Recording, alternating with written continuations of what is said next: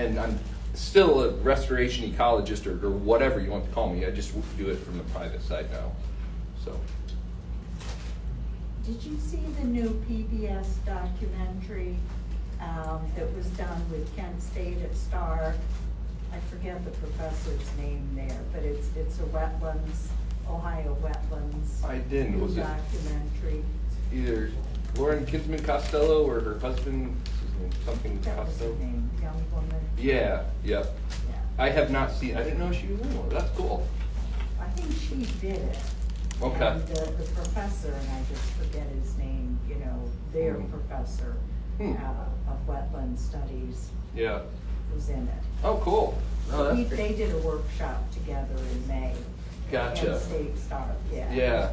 Down in North Kansas. So I worked with them a lot of the work in, like how deep it, you know, any of these slides could be a doctoral thesis, right? If you really dig in on it. But a lot of the work that we're going to talk a little bit more of how we have been restoring things and a little less on like the nitty gritty of exactly how we're doing these things now that are not managed wetlands. And that starts interfacing a lot more with like those scientists. Because when you start trying to restore when you're not managing water levels in a wetland, it gets a lot more complicated because you start predicting water levels and nutrient transport. And it's just the number of variables and challenges and the science you have to lean on to do that.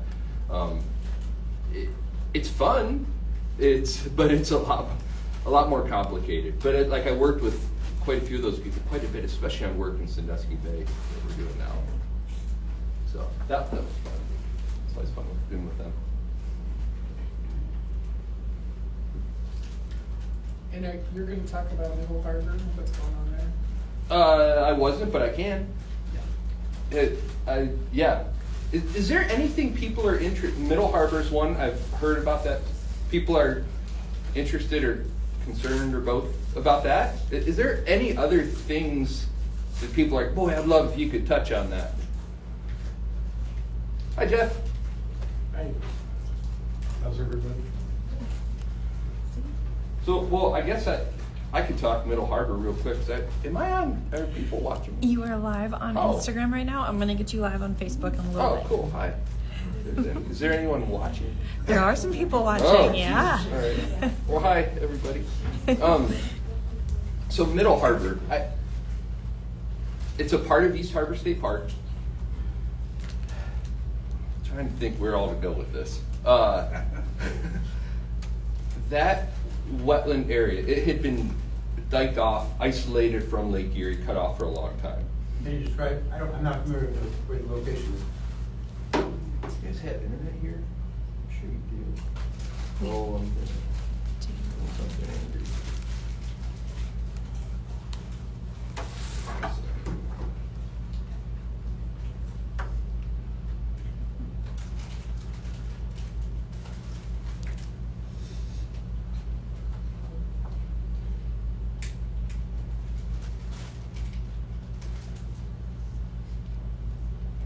Your cords fell out. Yeah, I unplugged it because I'm trying to change internet. I will set it up here. Do you want to need our? Oh, it's okay. I just got a hotspot. Okay.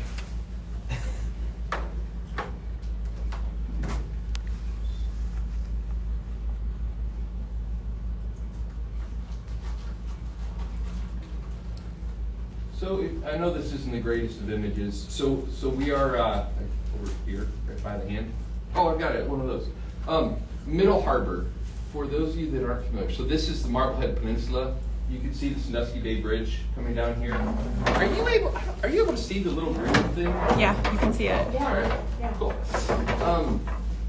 So East Harbor State Park is located right here. Has everyone been to East Harbor State Park before? Right. So you drive down 269 and you drive down that causeway, right, and you take a left to get to the swimming beach. Or back in the day, you would take a left or a right to get to the swimming beach. Well, this body of water right here is Middle Harbor. This is East Harbor, Middle Harbor, and West Harbor. West Harbor includes this area called Lost Lake. That's all one body of water. Well, that area of Middle Harbor, this image is relatively new since they did their dredging work. This is kind of one of those classic managed wetland areas or systems where it was cut off from Lake Erie. Because there's that walkway, certainly the west side, is the road, and then you have this road on the south side, and then you have this barrier beach ridge here.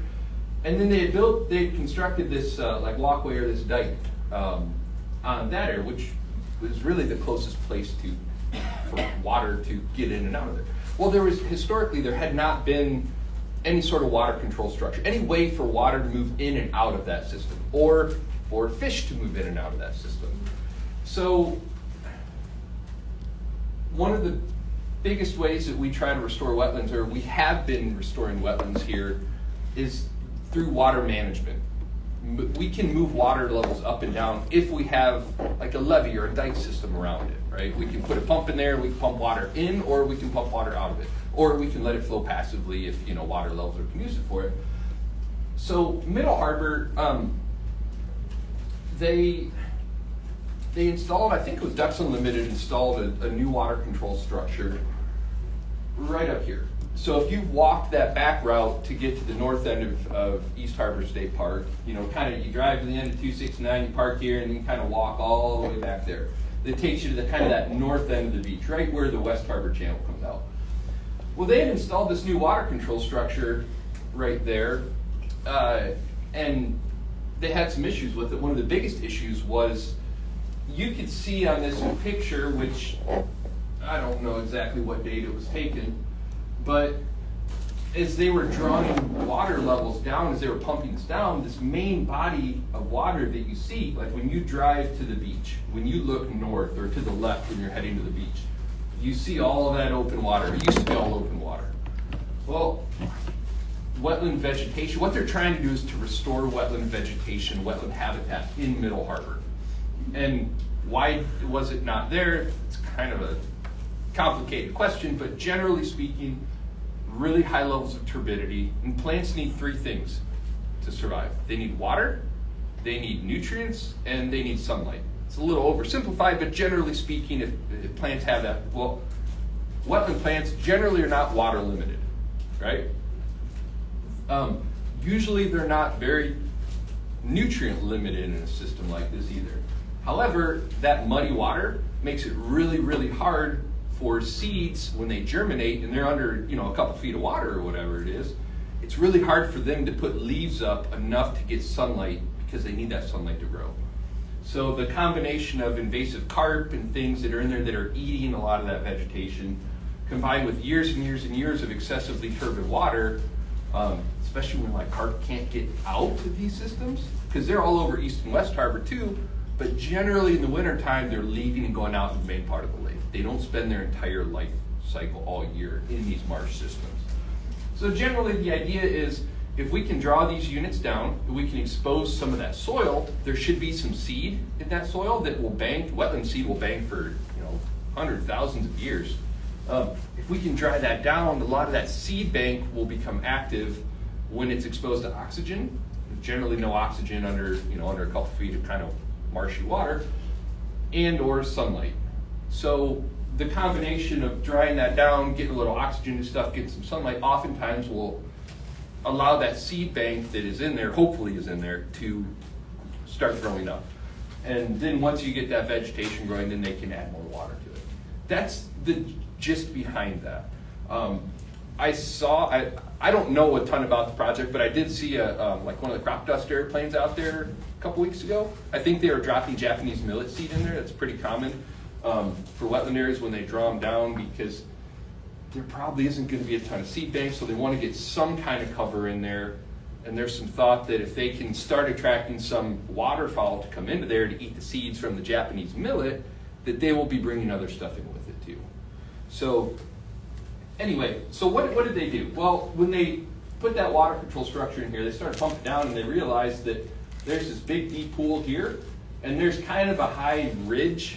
And I mean, when I say I'm talking inches to a foot, right? It's not tremendous, but there was enough that where the pump was, the sump for the pump, the intake was running dry. And just because this water was not able to make it over there. So they had to dredge a channel through here to allow that water to get to the pump intake so they could keep drawing it down.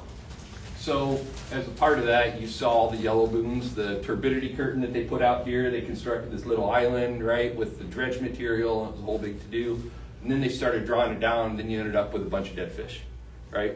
Because that's one of the big concerns that people generally were complaining about.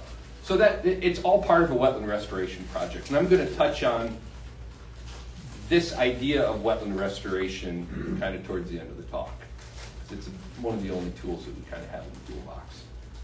So that's almost empty. Are they going to keep it that way for a couple of years, and never put more water in it? Because you're out there, it's pretty empty. I can't tell you. I can't even tell you right now who's managing it, whether that's Division of Wildlife or the state park. I'm not entirely sure. But usually what they'll do in a situation like that, they'll draw it down, and that you get a whole bunch of wetland vegetation that comes up, and then they'll start adding more water onto it.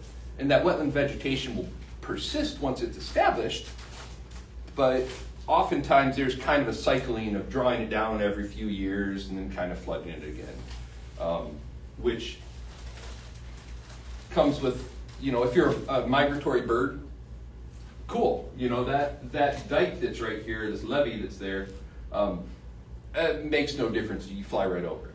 Well, if you're a fish, it's a challenge, right? So there are drawbacks to different styles of wetland restoration.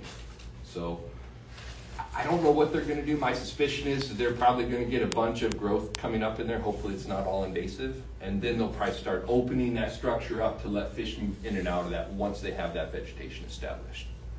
Is my suspicion of what's going to happen. So this summer, you'll see it'll be all green with a whole bunch of stuff, and hopefully it's good stuff and not bad stuff. And if it's bad stuff? If it's invasive plants, they'll probably try. I don't know. I don't know enough about the management. Ideally, what they would do, like Phragmites is a big concern. Ideally, they would be able to come in there and treat it with herbicide. At the start of it, because if you leave it for a few years, once it gets established, the next thing you know, the whole thing's Phragmites. So that's my suspicion of what's going to happen, but in a general sense, I'm confident that that's the correct answer. Specifically, I don't know, they may have a specific management plan, but that's usually kind of how things go.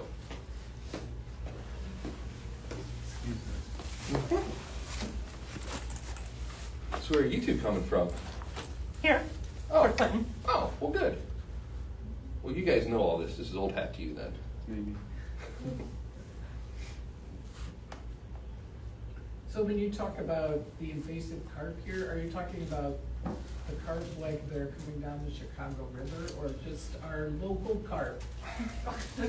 So, carp are one of the species. It's an issue. Goldfish are another one. So all of the carp that we are calling carp, generally all of them are from Asia.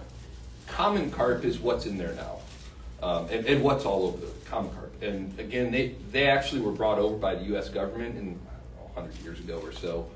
And it's a classic. You introduce something, and there's unintended consequences, and they meant well, but. Those are common carp. The other ones that people refer to as Asian carp, although all of them are coming from Asia, big head carp, silver carp, those are the ones, the grass carp, that they're trying to keep out of the Chicago Canal. And there's some other spots. There's one in Ohio where there's kind of a low-lying marsh area where they put a barrier. I think they're constructing a barrier to try to keep them out. So.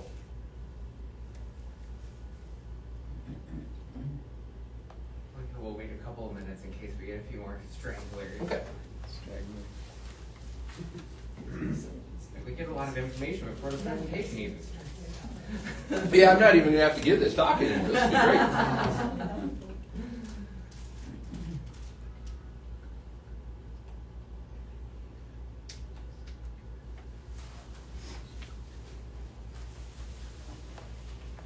So how'd you get started in doing this ecology stuff? So I'm from Marblehead, and I grew up, and I used to work for Tibbles Marina. They run one of the head boat companies right out of East Harbor, right across from Highway 8. And I started working there because they were the only. I'm not video. that was my first job in high school, or before high school. I started scrubbing boats for him before I was like old enough to have a full-time, or like, you know, regular summer job. But here in the summer, what do? Like I was the youngest kid in my class, all my buddies worked, so I could ride my bike to Tibbles. I started working for them, and honestly, I was just too lazy to try to find a better paying job. So I kept going back year after year. And then by the time I was like 16, I started going out on boats with them, eventually got my captain's license. So that really made me interested in kind of pursuing, you know, this kind of ecological stuff. At the time, so I graduated high school in 2002 from Danbury. So at the time, zebra mussels were a big hot button issue. Round gobies were just getting into the lake. So for people, if you fish, there was that time, kill everyone you see, and they're all over. So I did that, went to college at Miami University of Ohio, got an undergraduate degree in zoology and environmental science, got a master's degree in aquatic ecology, and eventually, after kind of bouncing all over the country working, ended up back here when I got a job with the Nature Conservancy. So this was kind of always what I wanted to do. I don't know any high school kid that knows how to end up in a place like this, but you know, I just kept trying to put myself in places to be here doing this. So if you're willing to take a job that doesn't pay well, that helps a lot. It's been really helpful. Well, I think it's close enough. We can officially start the presentation if we'd like. So, my name's Brian, also known as Ned. I should have my hat. I didn't grab it. Can you go over here? I'm so sorry. So welcome to our second Ned Talk. You might have heard me a little bit, oh, my hat is being delivered to me. Now I'm officially Ned. This is our second Ned Talk. The idea of this came about a year ago. We had this character, Ned the Naturalist, and I said I'd like to host Ned Talks. A few years before that, to back up, I and a bunch of coworkers planted over 600 native pollinator plants around the berm of our parking lot. This is year 3, so they're starting to really get robust. All the flowers in the arrangement in the back were picked from the garden today. So it's penstemon season. So this is a personal passion project for me, but also from a Visitors Bureau standpoint, all of these things help our beloved natural resource Lake Erie. So we're trying to do a variety of topics. This one is really close to Lake Erie as far as its effects. But then in July we'll have another talk on the, what's the date on the flyer back there? The 24th, yeah. July 24th, we will have Mike Hensley from the Erie County Metro Parks. He is the person most excited about moths that I've ever talked to in my entire life. He just started talking about them, and I was like, yeah, come do a presentation, because you're so passionate about this. So I think that's a topic I actually don't know a ton about already, so I'm looking forward to that one. Same kind of setup, we'll have 4:30 to 5. He'll be here to just chit-chat and answer some questions. And then 5 to 6 will be the presentation there. So I was going to introduce Matt, but I think that already happened. Sorry. So I don't think he needs much of an introduction, so I will just give him the floor to take over and do his presentation. Okay, thanks. Do you want me to stand or sit? You're fine to. I mean, I'm already here and kind of comfortable now. Yeah, so. no, stay comfy, stay comfy. So yeah, hi, I'm Matt Kovach. All of you have now heard my kind of brief life story. And like I mentioned, what brought me back here, most recently before moving back to Marblehead, I was living in Denver, Colorado. And I was doing fisheries research out there, electroshocking mountain streams for trout and looking at impacts of mine drainage. And then I got into working for the state government of Colorado doing non-point source pollution. And people have heard of that, non-point source in general sense. Water quality pollution, algal bloom stuff, that's all non-point solution, non-point source pollution. So had a lot of experience doing all of those things. And working with the Nature Conservancy, I was able to kind of bring in the perspective of both implementing stuff on the ground as well as kind of from the funder side and the regulatory side of things. So they were really interested in that, combined with having, experience here on the coast. Like, that helps. You understand, you have a different perspective on this than people from Columbus do. Not that there's anything wrong with people from Columbus, but so you guys have all heard about me quite a bit, so I don't really need to say any more. I'm hoping this is a fun talk. I'm hoping it's not hopefully there's not too much math. It's not too hard to follow or anything. But I'm really going to try to talk about kind of the present, past, and then future of Lake Erie. And I say it that way specifically because kind of understanding where we are, when we start talking about coastal restoration work, especially wetlands, water levels have a big impact. And the geology has a big impact. So what the glaciers left us with, and over the past 10, 12,000 years, we're having to work within that system. So understanding that kind of longer history is really important. So we'll start with kind of the present. You guys all know the Great Lakes. Anyone know the acronym for, like, remembering the 5 Great Lakes? You guys? No, it's actually LLLLL.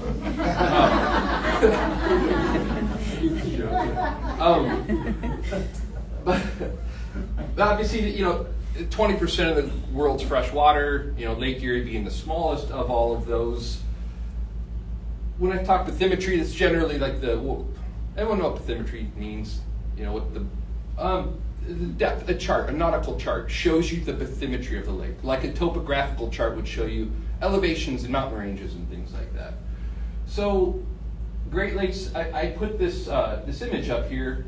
On the satellite image, you can see Lake Superior, Michigan, Huron, Ontario, all of those, the general color of those is very dark blue, right? Those are very deep bodies of water. And you see that on this chart here, right? I know this is hard to see, but the colors show you the depth in terms of, that's gonna be meters. It shows you the depth of the lake. So you can see that Lake Superior is really big, really deep. Lake Erie is very, very shallow. And if you're not familiar, we are like right here. You can see the Marblehead Peninsula, you can see kind of the islands. Lake Erie is by far the shallowest, and that has a really big impact on, all of this stuff. So the Great Lakes, we talk about them as lakes, but they are in essence a riverine system, right? They flow, and at the top, or at the highest point, is Lake Superior, and this shows you kind of how the water flows. So Lake Superior is about 601 feet above sea level, and depth is like 1,300 feet or so. So we start up at Lake Superior, and that's like the first of the Great Lakes, and then it flows through the St. Mary's River, which is St. Marie where the locks are. That's the St. Mary's River.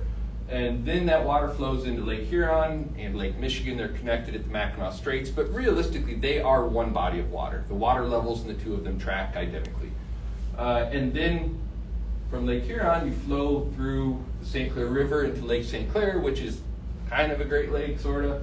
Flows to the Detroit River into Lake Erie, and you can see on this chart how much shallower Lake Erie is, 210 feet deep at the deepest point, which is the eastern part of the lake, compared to all the other Great Lakes.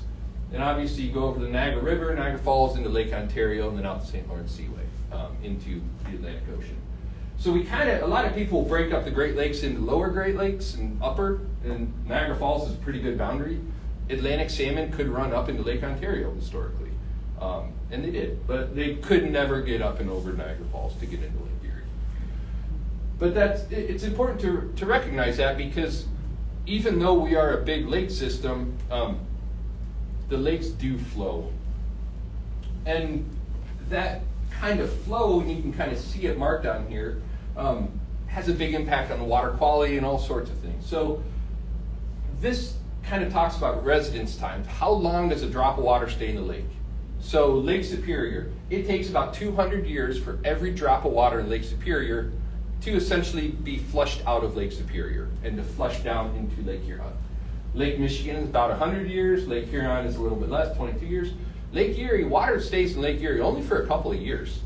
And actually in the western basin of Lake Erie where we are, we're talking, weeks. It's not a tremendous amount of time. Lake Ontario, a little bit deeper, holds a little bit more water. It's about 6 years.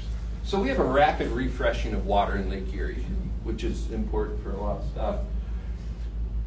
I'm going to introduce the watershed concept if you haven't heard of that. And what a watershed is if you think of a body of water, all of the land, when rain falls on it, all the land that drains into that. Everyone's familiar with the Continental Divide, right? Where water falls on the east side of it, it flows into the Gulf of Mexico or the Atlantic Ocean. If it falls on the west side of the divide, it goes to the Pacific. That's that same sort of divide. You can delineate that for the Great Lakes. For those of you driving down to Columbus, I think they've got signs on a lot of the roads saying, hey, you're entering the Ohio River watershed or in the Great Lakes watershed. Lake Erie is very small, doesn't have a lot of water, but by its size, it has a relatively large watershed. So what that means is that compared to the other Great Lakes, Lake Erie is going to be more influenced by its watershed than the other lakes. You can imagine if I took a sandbox and I put a little puddle of water in the middle and I shaped it around and I had a great big area flowing into a small area, and it rained on that, that bigger watershed would contribute more sand or more soil, more nutrients and things down into that water body. Whereas if I had a great big body of water and just a tiny little ring of watershed around it, that watershed would have less of an impact on the overall water quality and water dynamics. So that's something that's important to kind of recognize. Also, it's hard to see on here, but there is this line that runs through here. About half of the watershed of the Great Lakes is in Canada. So I know we're kind of in a world where we're talking about 51st states and things, but it's really important for us over the past few decades. There's a lot of international agreements because what we do affects Canada and what they do affects us, right? So I hope that sort of stuff can continue. A little bit more about Lake Erie. So this is specifically a Lake Erie bathymetric chart. You can see a little bit easier here. So we are like right about here. This is Marblehead Peninsula, the Catawba. This is Lake St. Clair. So when I talked about water flowing from Lake Huron, it flows down through here into Lake St. Clair, which is a tremendous estuary essentially. That water only stays in there for a very short amount of time before it then flows down the Detroit River and into Lake Erie. That water, generally 90% of the water coming into Lake Erie comes from the Detroit River. Flows into the western basin, and it doesn't last very long here before it flows into the eastern or the central basin, where it slows down quite a bit. By the time you get to this deeper eastern basin, that water is very, very clear. If you've ever been out to New York, Presque Isle kind of area, the water looks a lot different than it does here. The western part of the lake is very productive, a lot of algal growth, a lot of fish and things, whereas the eastern basin and central basin aren't nearly as much. So I mentioned kind of the idea of the watershed. Ignore the kind of red dots, but I wanted to bring this up just so you could see a little bit closer Lake Erie and all the tributaries that flow into Lake Erie. Most of the water, so I mentioned 90% of Lake Erie's water comes from the Detroit River. Most of our water comes from there. The remaining 10% comes from the watershed, from rain falling on it. Well, if you look at the watershed, when you get to the eastern basin, boy, there isn't a lot there, right? There's not a lot of water. The watershed boundary is really pretty close to the lake. So this part of western New York doesn't really have a huge impact. You could have big rain events. Even if you had, intensive agriculture like we have in our kind of watershed of the western basin, it's just so small, you don't have that big impact. Whereas here, most everyone here is familiar with the northwestern part of the state. It's flat, there's a lot of agricultural land, and you can see that on this image. It shows you what's agricultural land, what's developed, and what's forested. And this being kind of that watershed of the western basin. There's not a lot of green on there, and you guys don't expect that. You're familiar with the fact that there's a lot of agriculture here. That has a big impact on the lake. That's why we have, the kind of algal bloom issues we have. That's also why we have such a good walleye fishery. If we didn't have nutrients coming in, we wouldn't have nutrients feeding the phytoplankton, which then feed the zooplankton, feed the baby fish, which feed the bigger fish, and so on and so forth.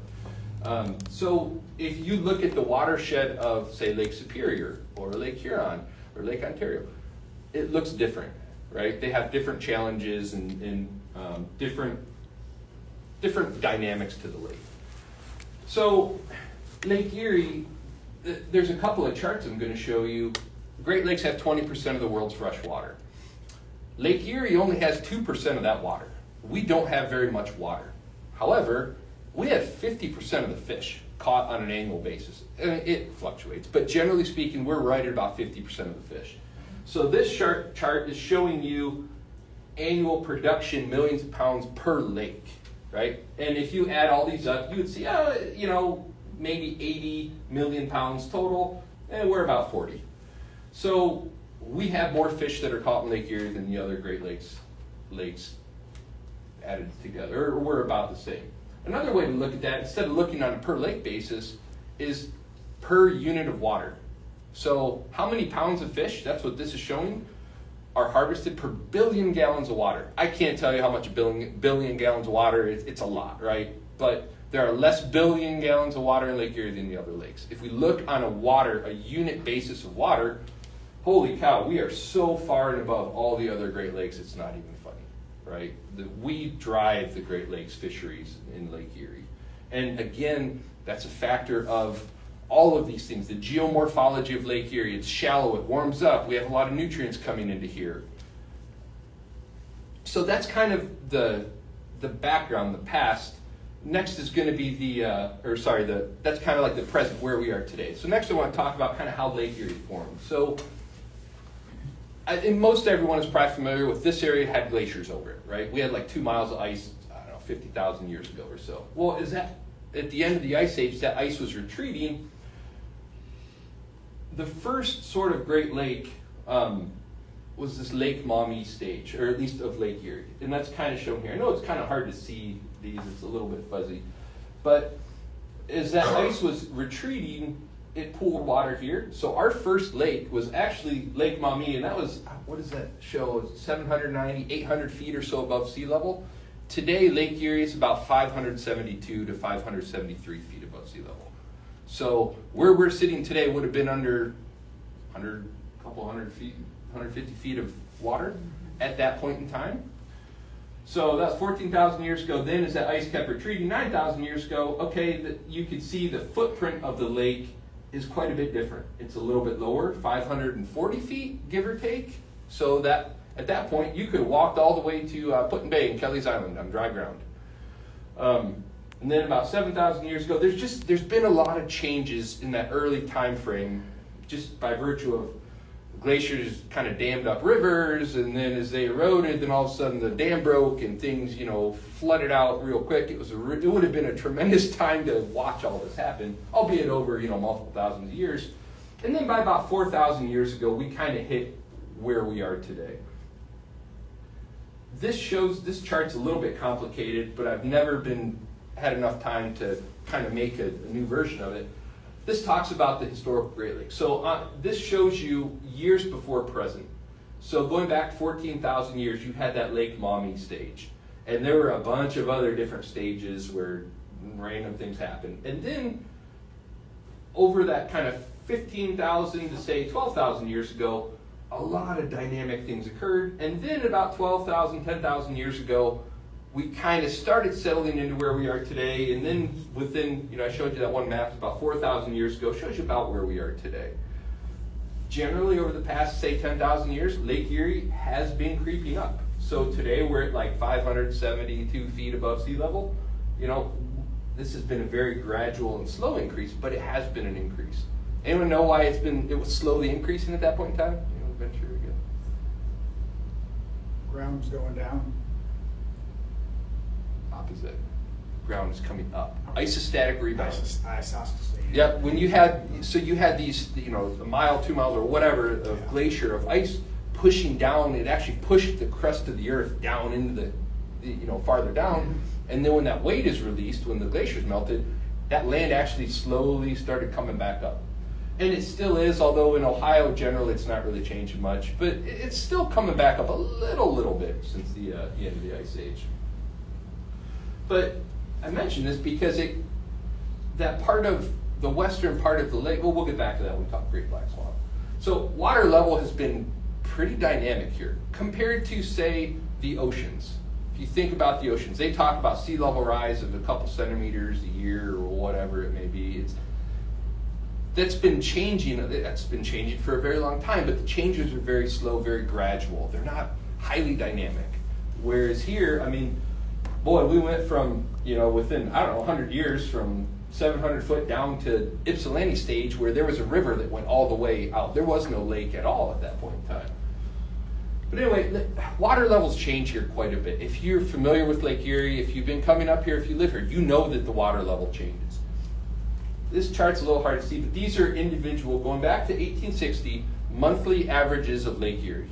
Some of these old ones are a little, when you get beyond 1920, the data gets a little bit quirky and you can't find it because we don't know exactly how reliable it is.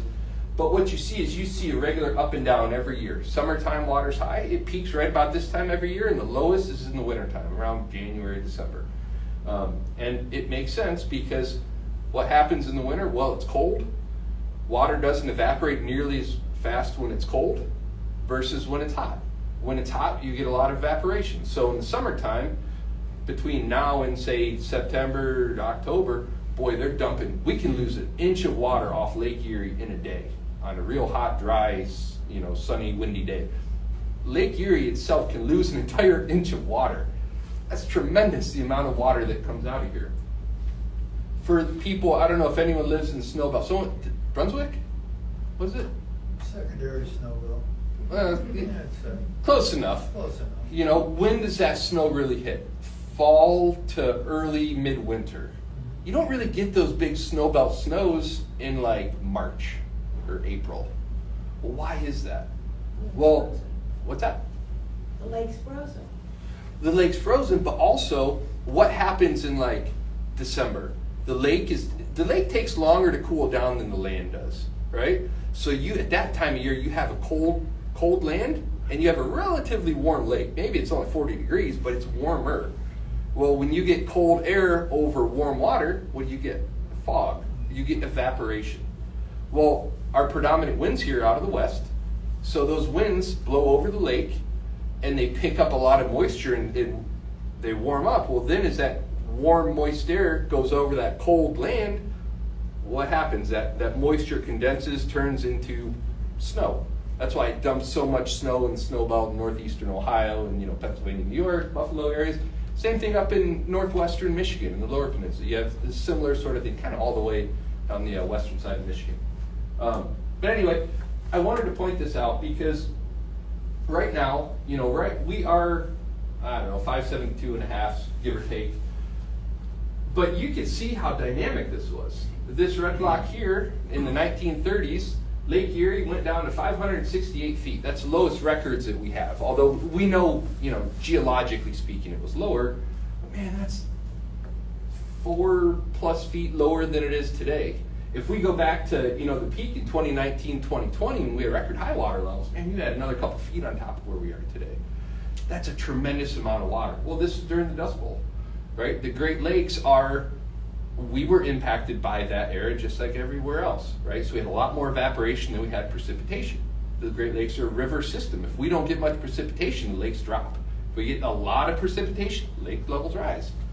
So this was kind of record low, and then 2019, 2020 is when we had record high water levels. They bumped up in June, it bumped up to like 574.5, give or take an inch or so. We dodged a bullet with that. A lot of you are familiar, certainly you guys from Port Clinton are familiar. We get northeast winds, water level rises over here, right? During that record high water level period, me and a lot of other people were sitting here chewing on our fingernails, nervous about it. Fortunately, we never had any big nor'easter storms during that time period that coincided with that high water level. If we did, we would have a lot more issues. Because if you had that storm on top of regular high water levels, you could add in Toledo, man, you can get 6 foot plus of additional water piled on with those northeast winds. So anyway, I bring that up just to kind of show you the sort of dynamic water levels. So looking a little bit larger at Ohio, so this is like a topographic image of the state of Ohio. So up here, very flat. You don't see a lot of change. Down here, what looks like the Himalayas and things, like massive mountain ranges. Obviously, this is exaggerated, but it shows you that you could see where the glaciers were, right? You could see these lines. You could see these lines of glacial moraines where the glaciers kind of advanced and stopped and piled up these moraines. So generally, the flatter parts of the state are where we had glaciers. Then we have parts that were unglaciated, where you still have hilly parts in the southern part of the state. everyone heard of the Great Black Swamp before? So generally western part of Ottawa County, this is kind of the extent of it, making it almost all the way up to Fort Wayne, Indiana. Well, if you look on here, that green you see, when you drive that area, you drive the turnpike, you drive that western part of the state, it is flat, right? Why is it so flat? Well, at one point, that was under the lake. We call it the Lake Plain, like P-L-A-I-N. Another way to say that is Lake Planed, P-L-A-N-E-D. Wave energy flattens out. If there's uneven terrain, that wave energy will flatten it out. Combined with all that dynamic water level variation and things, there was a lot of sediment being dumped into those initial Great Lakes. There's a lot of erosion at that point in time. All of that erosion has since dumped all that clay out in western Ottawa County and these other areas of the Great Black Swamp. That's why this area is, generally speaking, so flat, because that was underwater at one point in time. And it's kind of filled up with lacustrine clay, or clay that had been deposited by the lake, the forces of the lake.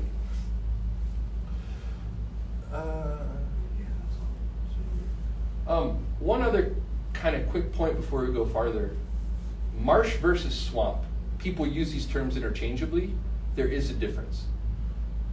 A marsh is this.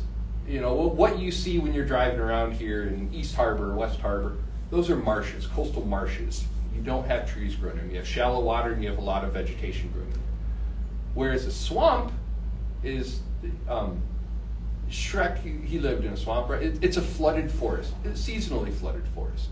So the Great Black Swamp, that whole area of the state, that was not a marsh, that was a swamp. It was a flooded forest. It was all forested at one point. That's why this took so long for that part of the state to be kind of colonized by, you know, European people, because until they could drain, until they had the technology and equipment to drain that swamp, no one could really live there. So this is a swamp, this is a marsh. So now you'll win trivia next time you go to the bar. So this is an image, kind of a generic image from, you know, 1800, before we kind of started changing this landscape here. And I know it's kind of hard to see, and, you know, the delineation lines are, you know, fuzzy, it depends on water level, but generally speaking, the dark green is that swamp forest. Most of this region was swamp forest. It was not marsh, it was swamp forest. And then once you got to the shoreline, to the lake shoreline, that's when you started getting into the marsh, where you get into that lake influence zone, because there was too much water for trees.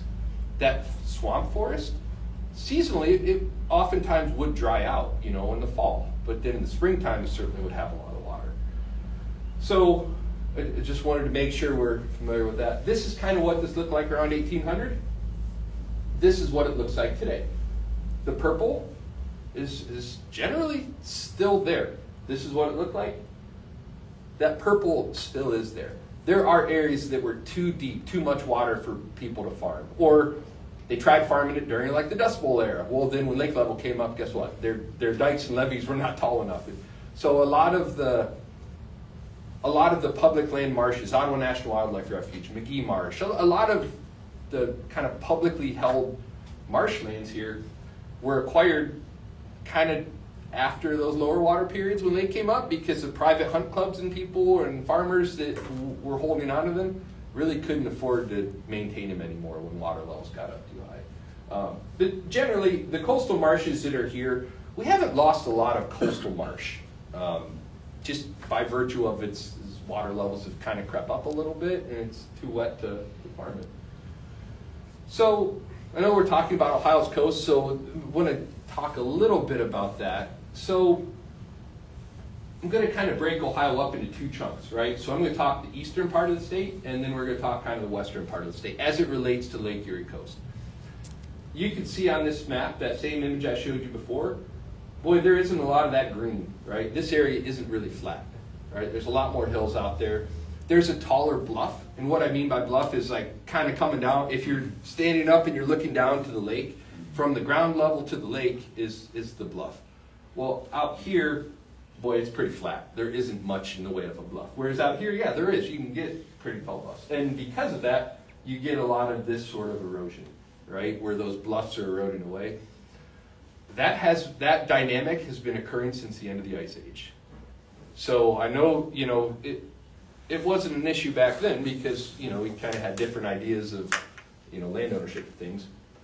But generally speaking, eastern part, I'm not going to talk a tremendous amount about that because there isn't a lot we can really do to change that other than putting big rock in and trying to stop a natural process. But the western part of the state's different. We don't have as much of that bluff. We have a lot more bedrock. Like you see the lighthouse, right? Everyone's seen that before. Catawba Island, Marblehead, both of those at one point were islands, just like Kelly's Island and the Bass Islands. They're actually two different island archipelagos. The Bass Island ones, including Catawba Island, are dolomite, whereas Kelly's Island, Pelee Island, even Sandusky Quarry, those are limestone.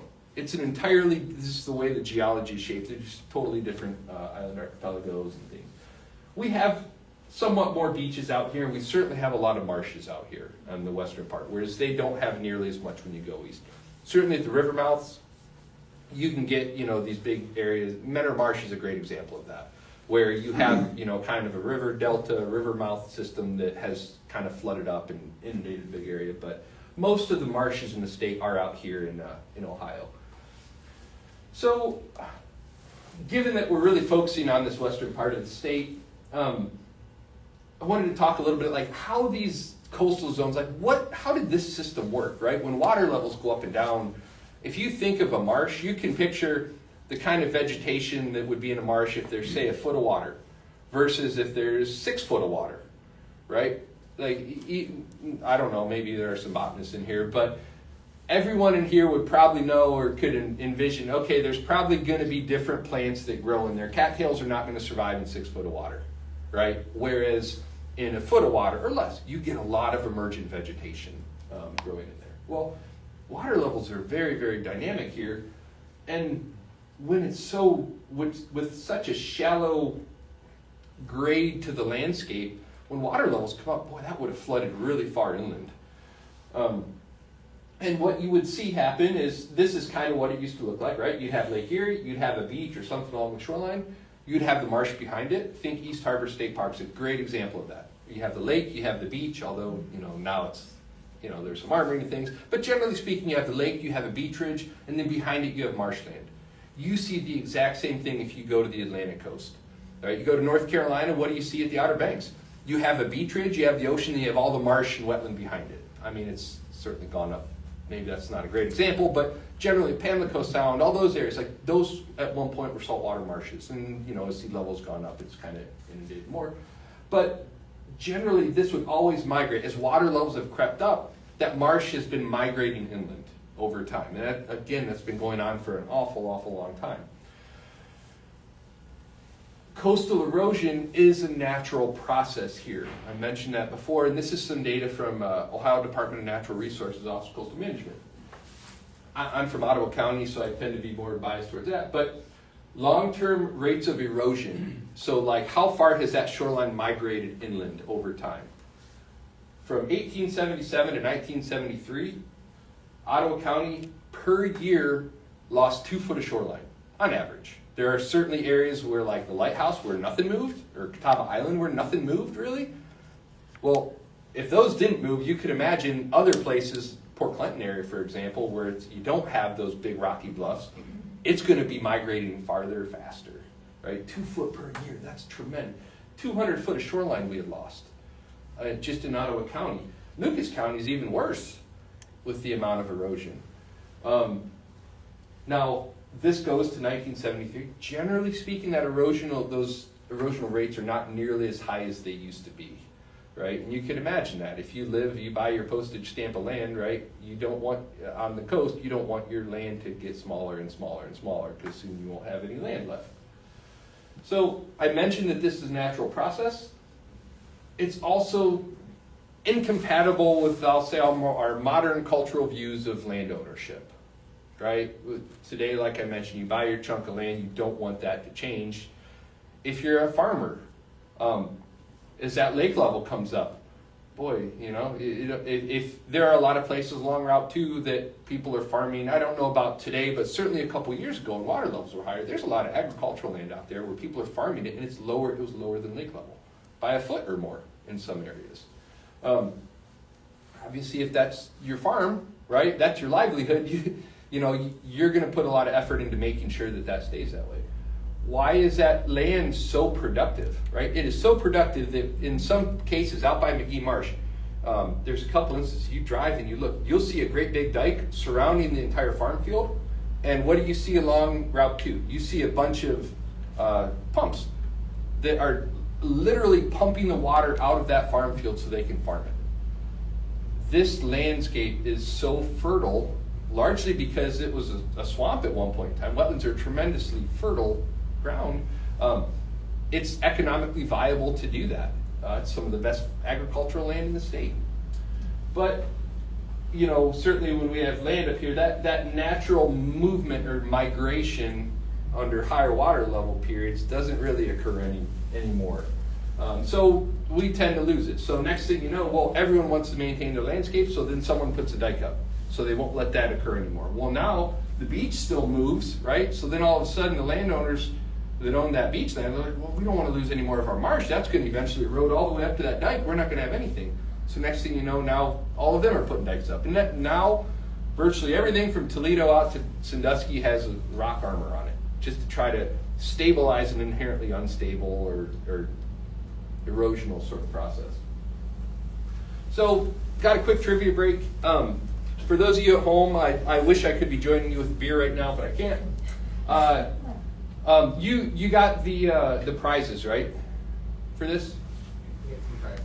Okay. I think you said it was like free visits to all the shores and islands destinations and all the No, snacks. it might be like a frisbee, but Oh, that'll work too. So, we were playing Great Lakes or Ocean.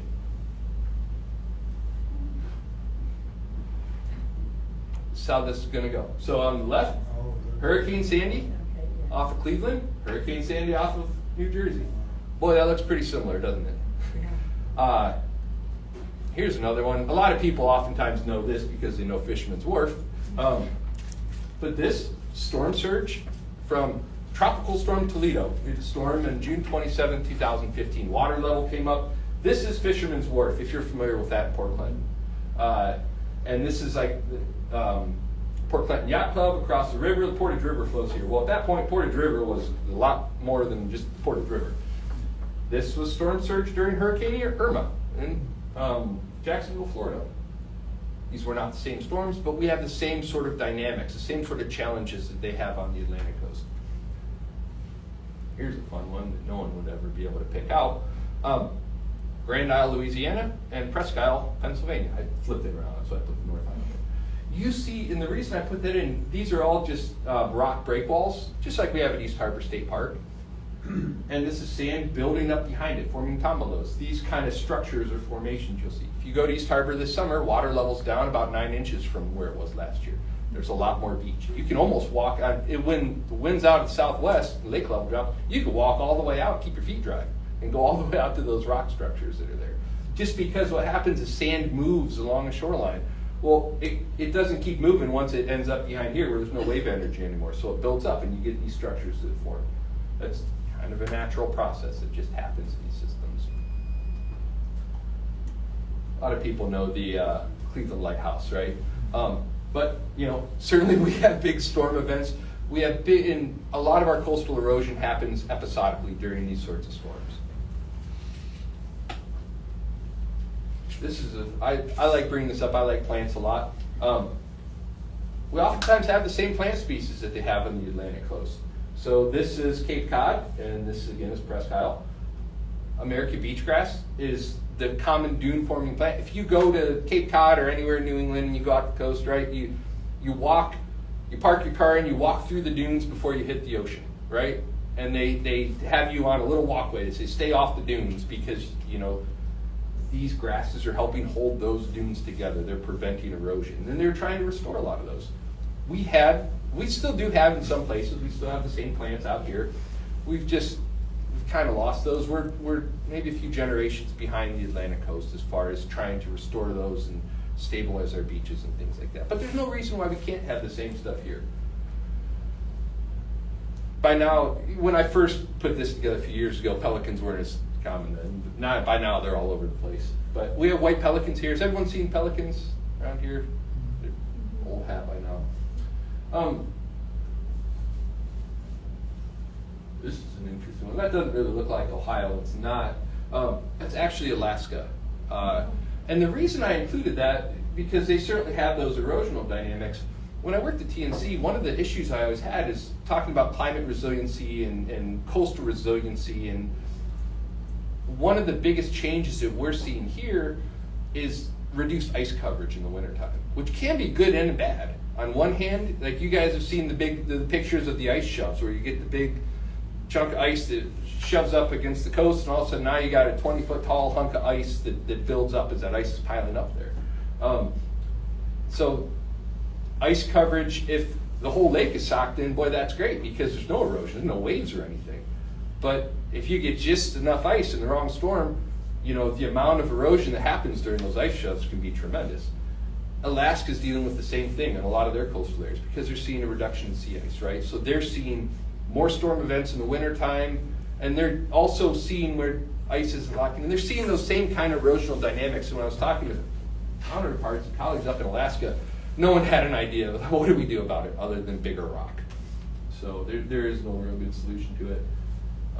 This is a pretty easy one. Obviously, that's Florida Keys, and this is Ontario, right? So we have some unique challenges here that they don't have on the ocean coast. So I wasn't keeping score. Ned, I hope you did. Brian? You gave us all the answers. So. I'll take all the Frisbees. My dog loves them. So getting into now kind of our coastal marshes specifically, kind of a little bit we talked a little bit about that. Generally speaking, marshes are where we have plants growing in the water, right? Generally, those are going to occur where you have calm, shallow waters, not bedrock, right? So when you look across kind of the Great Lakes of where these things occur, shallow water is going to be like that reddish color, right? Well, there's a lot around Lake St. Clair, certainly a lot in the western part of Lake Erie. Saginaw Bay of Michigan, they have a lot of coastal marshes there too. A little bit in Green Bay, not quite as much. A lot of these other areas up in Lake Huron and things, you still have shallow water. Generally, you have more bedrock. You don't have that softer soils that marshes really need to develop. So the biggest chunks of wetlands really are like right here in the western part of Lake Erie, because you kind of have this unique mix of flat topography, right? The landscape is flat. You don't get marshes nearly as much in areas where you have a lot of topography. Or if you do, they're going to be tiny little pockets. You're not going to get 1,000-acre tracts of that. Marshes are neither land nor water, and they are both land and water. I do a lot of studying of old maps and things, and where they mark that line, it's fuzzy, right? Because it is. They are neither land nor water. Generally, very rich, fertile soils, because for a marsh, like I mentioned before, plants need those three things, right? Sunlight, nutrients, and water. Well, generally speaking, marsh plants don't have to worry about water. It's kind of like whales in the ocean, right? They got really, really big because they didn't have to support their own weight because the water was there. And having the water changes dynamics for plants too. There's a lot of floating plants that would never survive on land. They don't have to put energy in the same sort of structures that like grasses or wildflowers or a tree would, where they have to fight gravity. Plants really don't have to do that. Plants oftentimes have air sacs and they will float, kind of like kelp does. And generally, they put down a lot of organic material down into the ground. So when we drain them, and that's how we end up with these rich, fertile soil. We also have, coastal property is certainly desirable, which kind of gets into how did we lose all these things? Well, generally speaking, in Ohio, most of the marshes or the wetlands that we lost weren't as much the marshes as much as it was a swamp forest, right? Because we were able to clear it, we were able to drain it, we were able to farm it. And then, like this isn't that old. Like, there's a lot of people, I don't know, are there any farmers in here? People who would identify as farmers, grew up as farmers, farm families and stuff? In like that Great Black Swamp area by any chance? Just to the east of it. So there's a lot of people that, like I have cousins that live in Bluffton, near Findlay. And they're still within living memory today people that talk about, oh, my grandfather was the one that drained that, so we could farm here, right? So like, there's sociocultural dynamics to these things, right? Like, I'm not going to be the one that's going to say, and you're not going to find a lot of people that are like, we got to get rid of farming. No, like, we live here, right? We have to find ways, as we're restoring this, that works within our kind of modern culture that we're in. So anyways, we lost a bunch, largely because we have rich, fertile soils, we drained and now farm, and coastal property is pretty desirable too. And a lot of the reason why we lost a lot of wetlands with that is filling them in or dredging them out, either to put marinas in or to, you know, fill those things in, develop them or whatever. Most of that loss occurred, you know, in the 1900s, before Clean Water Act, before, you know, wetland degradation rules and things occurred. But across the country,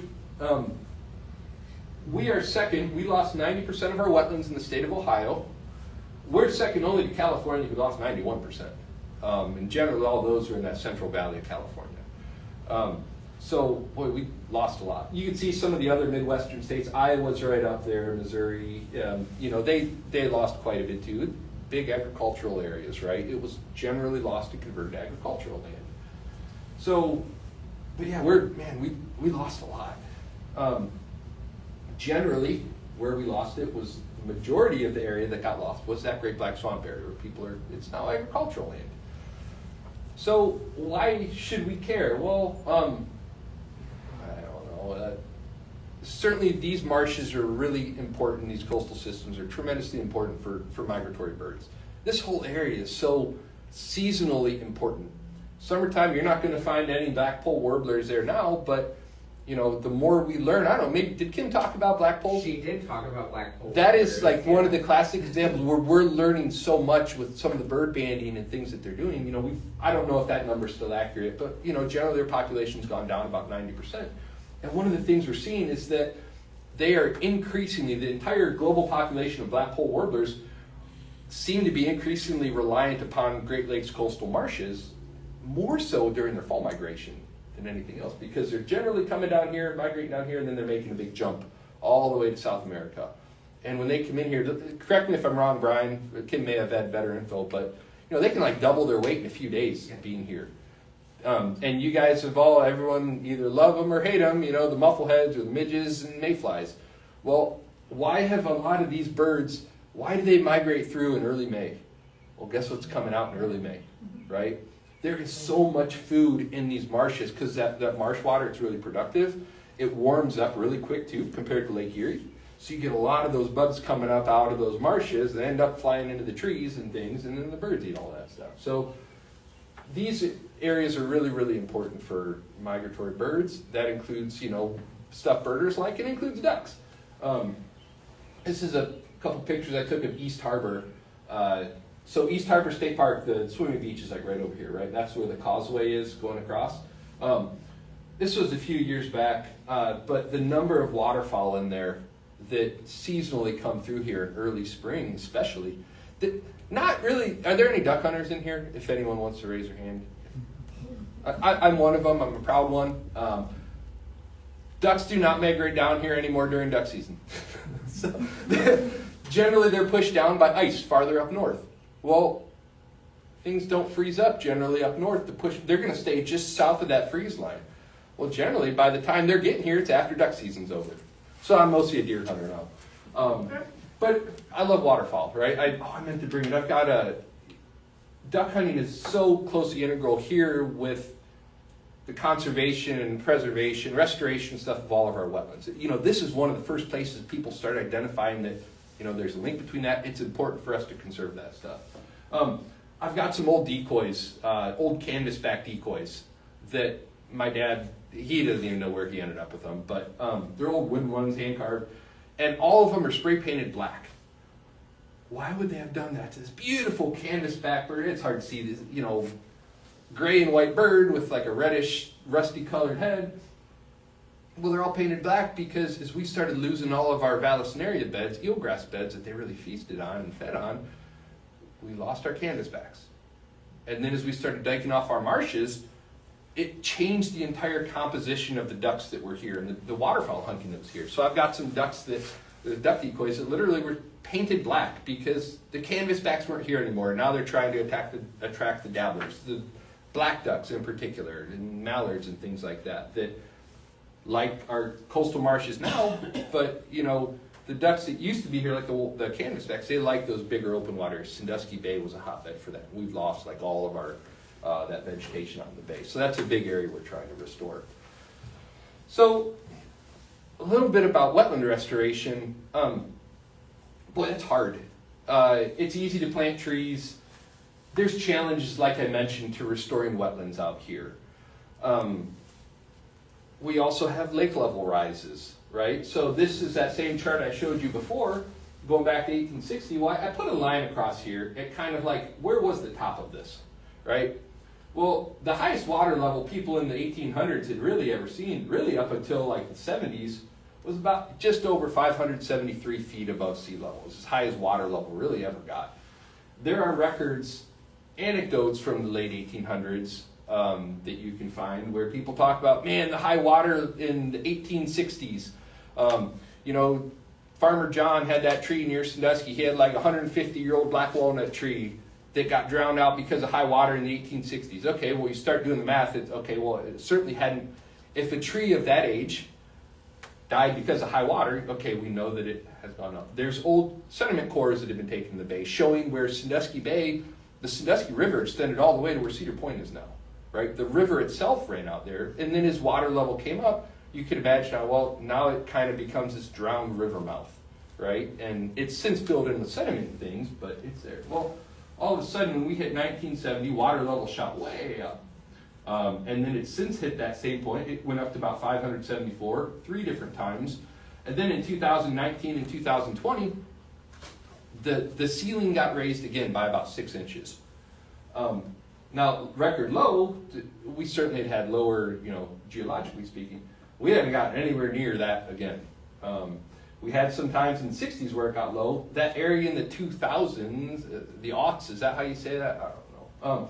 Really was pretty stable, right around long-term average. Even though the upper Great Lakes, you know, Lake Michigan, Huron, Superior, people were complaining. They were all worried, oh my gosh, you know, we're going to run out of water. We're hitting record lows. Well, we never really did, you know, and that's, yeah. So, why does it go up? I remember the 70s it being high. But is that just from rain, or what is that from? Exactly. More water, put it simply, more water entered Lake Erie than left Lake Erie.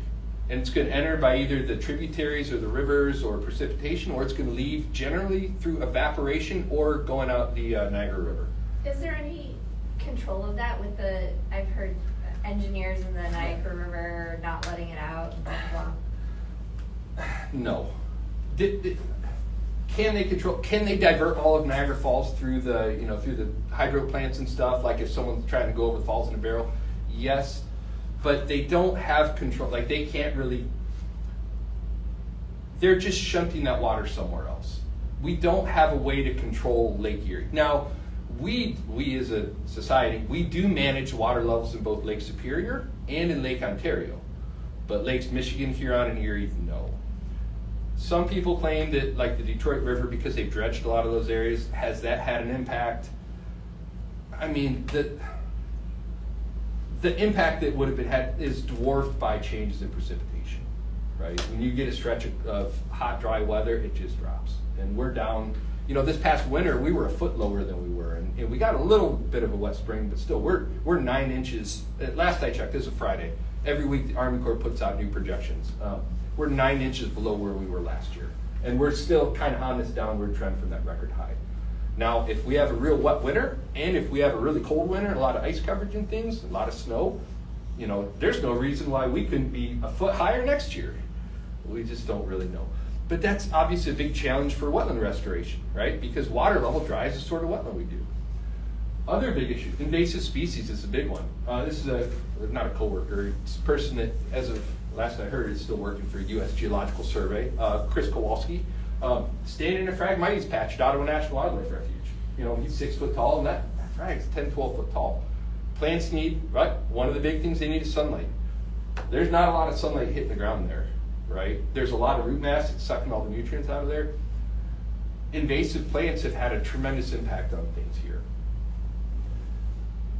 We also have, these are some of the Asian carp. It's silver carp. Is it silver the jump? The big head? I can't remember. I think it's silver. Anyway, these are some of those Asian carp. We have other invasive species that are here now, like common carp.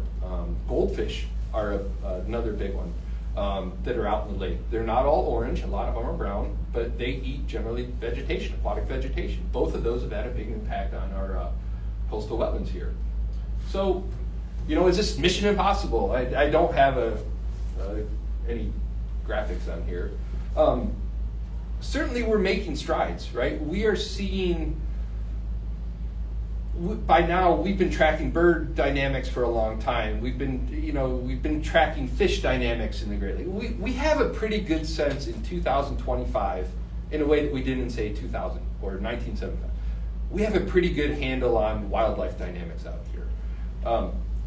We are seeing noticeable, significant increases in water birds in the Great Lakes marshes, like marsh reliant upon birds. We are seeing increases to their population, net increases to their population, kind of Great Lakes wide, largely because we've been restoring so many wetlands, right? So like we're seeing successes.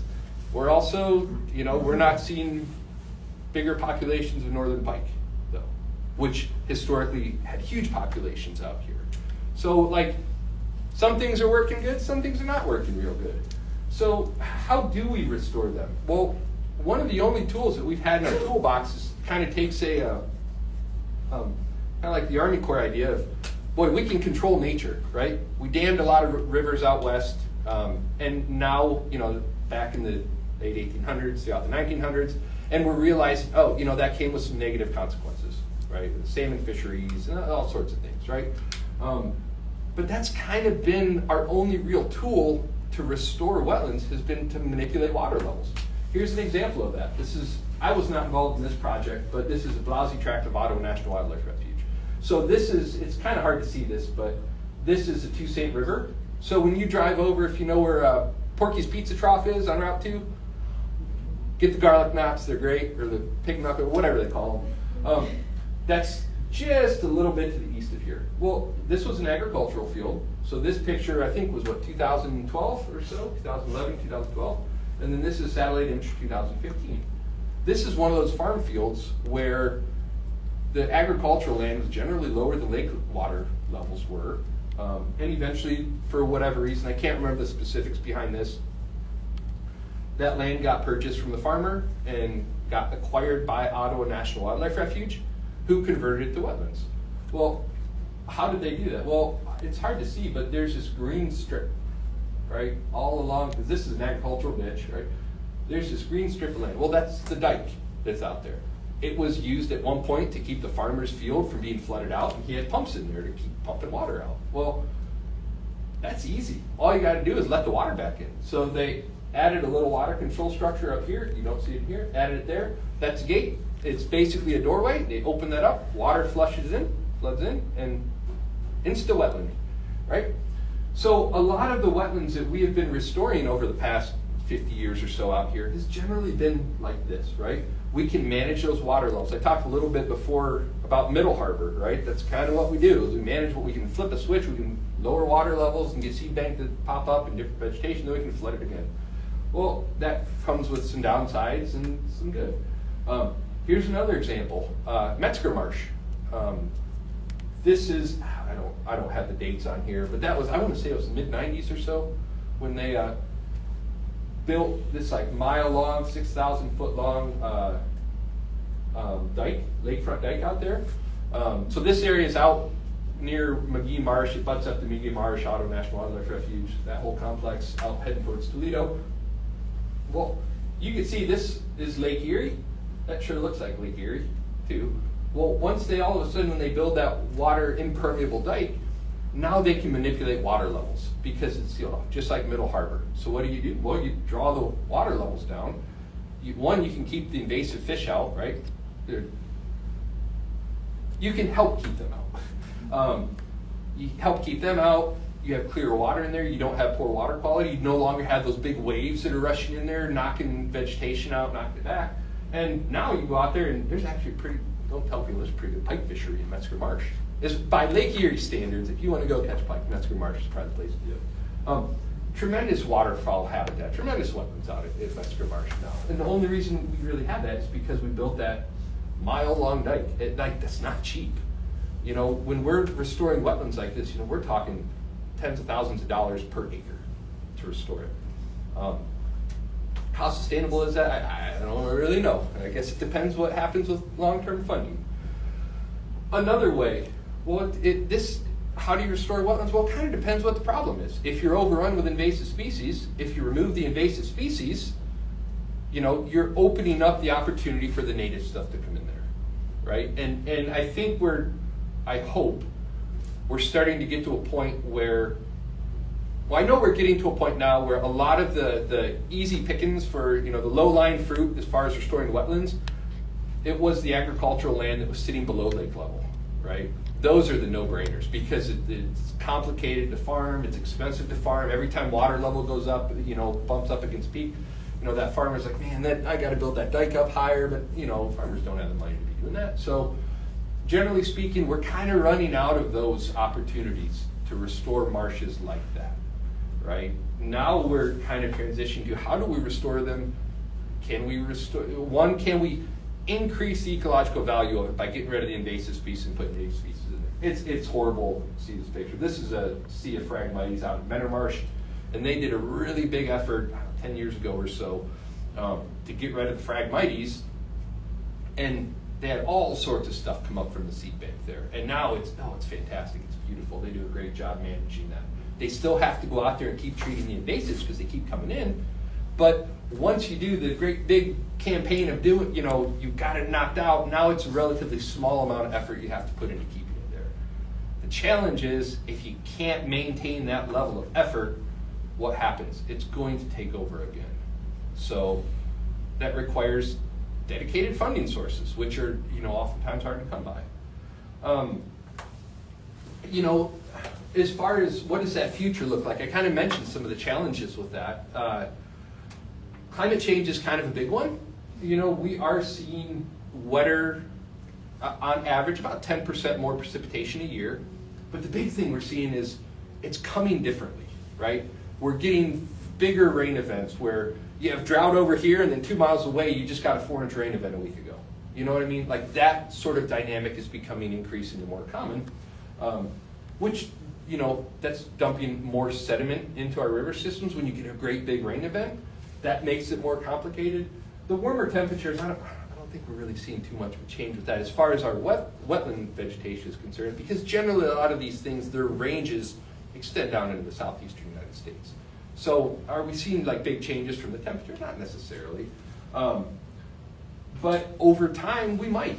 You know, right now, today, our climate for this part of the state, Port Clinton, Marblehead area, Ottawa County, is more like the historical long-term weather of Cincinnati, which makes sense. You know, we don't get a lot of ice. We don't get a lot of snow anymore. It's much more like that. By 2100, you know, potentially within my child's lifetime, the weather where we're going at the current kind of rates, our wintertime weather is going to be reminiscent of like Virginia Beach area, and summertime weather is going to be more reminiscent of like Arkansas, a little bit hotter, humid. Within my son's lifetime, he may live to see cottonmouths in the state of Ohio because their range is going to expand because they can.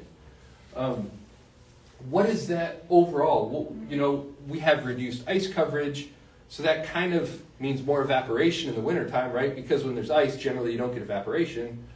So less ice means more evaporation, but then at the same time, not a lot of water evaporates when both the water and the land are 35 degrees. So, you know, we don't really know how big of an impact that's having on net water in the Great Lakes. More precipitation certainly increases water level, but warmer leads to more evaporation too. So like we really don't know. The best scientists out there, we really can't predict it because it's generally driven by precipitation patterns. We are in this unique location where our weather is El Nino, La Nina, these bigger like weather driving oceanic circulations, they don't have as much of an impact here because we're kind of at the convergence point of a lot of weather systems. So we just really don't know what's going to happen here. It would be great if we did. It would allow us to kind of better target stuff.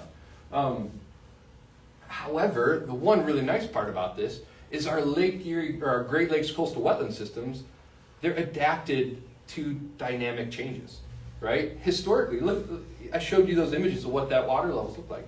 You know, if we can maintain native vegetation and we can maintain that native seed bank in the ground and the rhizome bank, the root bank, the plants will, if it's too deep, a lot of those plants will go dormant, and then when water levels drop again, they'll come back up from roots, which comes up a lot quicker than coming up from seed.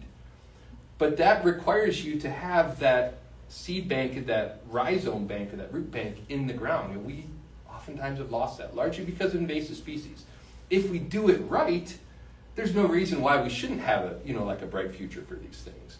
But that, it requires us to kind of have some long-term dedicated efforts and putting some thought into this beyond simply, we're going to put a dike up and flip the switch to pump water out or back in. And that's something that we haven't, we're starting to move that way. And when we start talking of like trying to restore the historical wetlands of Sandusky Bay, we're not going to dike off from Cedar Point to Bay Point and, pump Sandusky Bay. Like, it's just, we're not going to do that. It's not possible, right? So we have to come up with other mechanisms to do that. One of the projects I'm working on right now that I'm really excited about is some of the work in Sandusky Bay off of Pickerel Creek Wildlife Area. Out in the bay itself, we're restoring wetlands, where we're not managing water levels. We're bringing a lot more plants in, so we're putting more effort into the planting work to establish that vegetation. And boy, we're learning an awful lot about that, because guess what? When these plans and everything was put together was back in like 2020 when water levels were 2 foot higher. So now I'm trying to adapt planting plans and things to engineering plans that were, are wildly outdated, right? So as a conservation community, last century in the 1900s, our idea behind this was we're just going to manage water levels. I hope and I think we're seeing changes to that, right? To that entire method of doing this. It's not just the Ducks Unlimited, we're going to make square wetlands all over. For birds, it doesn't matter. They can fly over dikes. But if you're a fish, Middle Harbor is a great example. If you're a fish out in West Harbor and you want to get to Middle Harbor and that water control structure is closed, that wetland may as well be on the moon. You're never going to get into it unless some fisherman picks you up and throws you in there, right? So anyway, I think by the time my career is over, I think we're going to have more tools in our toolbox for that stuff. How can people help? I don't mean to get political, but right now we're at a time where a lot of funding is being cut or is being proposed to be cut. A lot of the research and the researchers that are out doing this stuff, it's not a great time to be doing that. So certainly if those are things you're interested, I'd strongly encourage you to reach out to your elected representatives. Tell them that stuff is important to you. Hopefully having some more long-term consistent funding, because we have come from an era where GLRI, the Great Lakes were kind of flush with money for this stuff, but that comes with problems too, because H2O, you go from nothing to like $80 million all at once.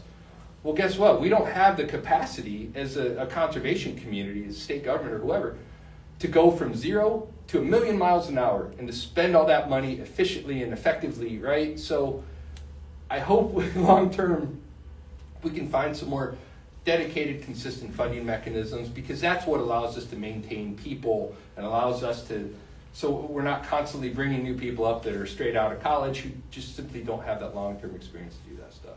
So that's kind of all I had. I'm happy to, sorry I'm a few minutes over, happy to take questions. I have nothing going on the rest of the day, so if anyone wants to talk about anything else, I'm more than happy to. I am putting a wetland in right now. Cool. In Hardin County. Yeah. And it's for research. Okay. It's connected with Ohio State. Okay.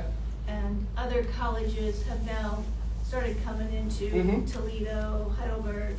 Yeah. And they're gonna, after it's built. Yeah. Right now, that's what they just did land.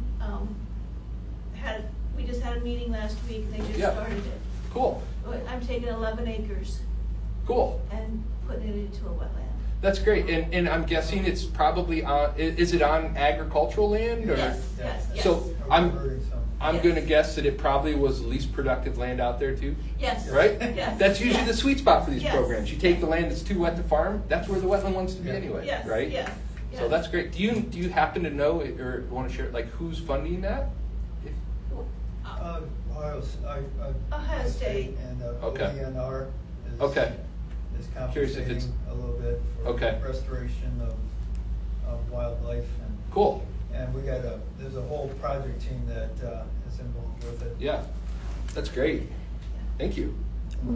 Well, part of it is for H2 Ohio too. It's for Yeah. water conservation. Yep. A lot of the reason for this is to mitigate some of the phosphorus runoff. Yep. So Mhm. it's all being studied. You know? Yep. It runs from Shallow Run in Hardin County to the Blanchard River, Okay. Oglaze, to Maumee. Yeah. So all that algal Yep. blooms at the Mhm. western end. Yeah. We're gonna be studying that. Yeah. Well, I don't say we just. They will be, yeah. The state will be. But Very good. There's quite a few people involved. Good. Well, thanks for doing that. Hope you get some good duck hunting out of it. That's what brought us here too. I just, Yeah. I see wetlands and get all excited about it. Yeah. Oh, that's great. That's great. Did you? Yes, on Facebook we have Carolyn Gatch. She says, "Hello, Matt. Thank you for presenting Hi, on this Carolyn. important topic." And does anyone else on Facebook or Instagram have questions for Matt? I know you had one back there. Well, I was just gonna comment that in Sandusky County, Seneca County area, there's along the Sandusky River, there's more marshland being developed there, right along the river. Mm-hmm. And then at one conservation farm in Seneca County, they're putting something into a marsh area too. Mm-hmm. But then you look at, in Fostoria and Tiffin area, they're filling in one of these marshes that doesn't really drain anywhere, and the state of Ohio allowed them to do this. They're filling it in to make a trash thing for trash being brought in from New York State, and filling in, because Ohio does not have laws to cover that. Mm-hmm. And the other thing I wanted to talk about though was Phragmites. Mm-hmm. So why isn't there a level, like in this general, just when you're driving down the road, Route 4 or Route 2, you see all these Phragmites on the side of the road. Why are they allowed to grow and then, you know, they're gonna be polluting, the seeds going with the water and pollute the marshes? Yeah. The first part of that, I wouldn't have allowed it, but I don't have any power to stop the landfill going in, so sorry. You're not the first person that's mentioned that one to me. As far as the Phragmites,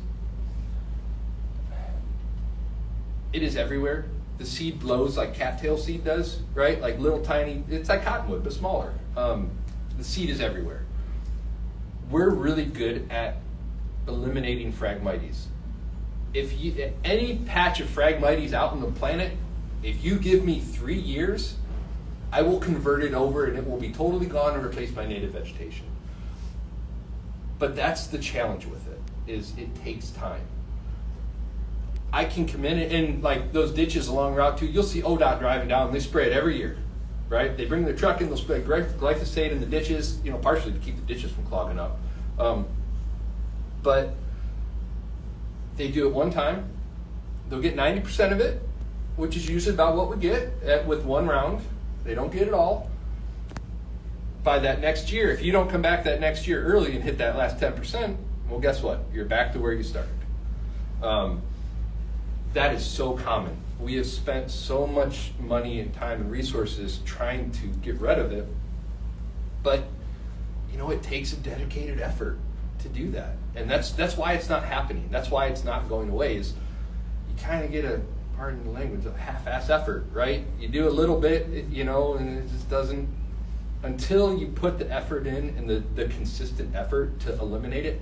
And not only eliminating it, equally as important, you have to have something in there to outcompete the seedlings that are going to blow in, right? So if I eliminated all that from the ditches out there and replaced it with burrweed or arrowhead or pickerel weed or these native wetland plants, okay, that can help keep the seedlings at bay that are going to be blowing in. But if we spray that ditch and we kill that down to bare dirt, guess what? Guess what's going to be the first thing that's going to colonize it? Phragmites again. The invasive Phragmites. There's a native one, But a lot of people don't realize that, and I think a lot of the native had gotten sprayed in the past 20 years too. So it's just, we're good at it, we can do it, it just requires dedicated effort, and it's gonna take you a few years to kind of eliminate it. And like I said, you have to have something else there. Because bare dirt in Ohio does not stay bare dirt for long, right? Something's gonna grow on it, so. You have another, Rhonda Sowers says, good job, Matt. Hi, Rhonda. So when you say we can get rid of it in 3 years, do you mean that there's funding for that? Sometimes, it just really depends. There has been, but boy, that's complicated. Where is it? Who's going to do the effort? You know, oftentimes there's resources available. And when I was at TNC, we had a kind of an NGO called the Cooperative Weed Management Area, a group of NGOs that got together in this region with the idea being, let's try to have that entity that their entire reason for being here is to like try to manage and get rid of it. But even then, you know, Lucas County, Ottawa County, Erie, and Sandusky counties, like the footprint was all of that, you know. So the effort ended up being, well, where can we get the most bang for our buck? And oftentimes it was working on, you know, the coastal marshes. You know, the Ottawa National Wildlife Refuge, they own 10,000 acres. State of Ohio owns 10,000 acres, right? Oftentimes a lot of that effort went towards the bigger areas that had staff available that didn't have any funding or resources to manage it. So like that entity, as an example, was able to kind of leverage resources to do that. What's the area you're looking at? Or Here in Ottawa County, we have, how many acres did they convert into marshes? Couple million. Yeah, how bad is the frag? Is it like a couple hundred acres of Phragmites? That's the hard part, because a lot of times what we would do is we'd bring a helicopter crew in every year. And you know, if you've got 200 acres of solid Phragmites, it's about the only way you can have that first, you know, for lack of it, you know, the first burn it down one time. A helicopter is kind of the great way to do that. But you're at that same position I was talking about with you of, all right, not only do we have to kill the bad stuff, we have to make sure it's killed, you know, that second year and that third year. By the end of that third year, boy, if we do a good job, we could have that down to nothing. But then is there other stuff that's going to be there to outcompete it? So I've got a card. Shoot me an email, and I'm happy to connect you up with people that do that. I do that stuff too as a for-profit right now, but I don't have resources available to that. But there are people that have, you know, some resources to do that, or there have been grant funding for it. I don't know what the future will hold for that. Oftentimes for invasive species work, there was more grant funding than there were people available and interested in using it. So like money was getting unspent, was just going back into the general fund for the United States government. Largely because we're just staff limited. Yeah. Yes? How many native wetland plants are there? Oh gosh, hundreds, thousands, a lot. Most of them are not in the marshes, where it really is the real high diversity